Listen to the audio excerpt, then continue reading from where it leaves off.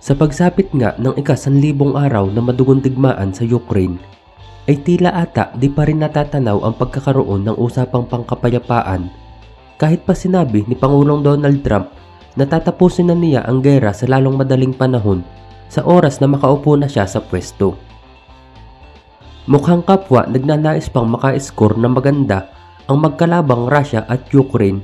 bago ang sinasabing pamamagitan sa gitna ni Pangulong Donald Trump sa susunod na 2 buwan.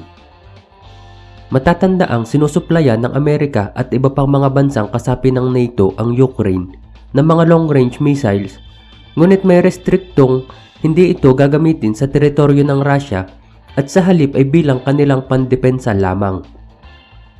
Subalit sa pakikisali ng bansang North Korea sa pamamagitan ng pagpapadala ng libu-libong mga sundalo nila para sa panig ng Russia bilang bahagi